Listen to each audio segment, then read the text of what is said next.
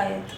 કચ્છમાં દારૂબંધીના કાયદાના કડક અમલ માટે પૂર્વ કચ્છ એલસીબી દ્વારા 7 બુટલેગર વિરુદ્ધ પાસા હેઠળ દરખાસ્ત તૈયાર કરવામાં આવી હતી। કલેક્ટર આનંદ પટેલે આ દરખાસ્ત મંજૂર કરતા જ પોલીસે તમામ આરોપીઓની અટકાયત કરી તેઓને મધ્યસ્થ જેલ વડોદરા, સુરત તેમજ અમદાવાદ જેલ હવાલે કરી મોકલી આપવામાં આવેલ છે, જેમાં ગળપાદરના સચિન ઉર્ફે સતલો વિનોદભાઈ ચૌહાણ, નિખિલ ઉર્ફે નિકલો બીજલભાઈ વિરડા, નરેન્દ્રગીરી ઉર્ફે પપ્પુ પ્રેમગીરી ગોસ્વામી અને વિપુલ ઉર્ફે વિશાલ લક્ષ્મણભાઈ પટેલનો સમાવેશ થાય છે।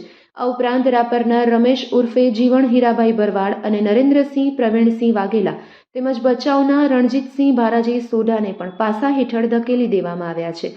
આ કામગીરીમાં લોકલ ક્રાઇમ બ્રાન્ચના police inspector N Chudasama, police sub inspector D G Patel તથા એલસીબી સ્ટાફના માણસો જોડાયા હતા। Report by Bharati Makhijani, Gandhidham.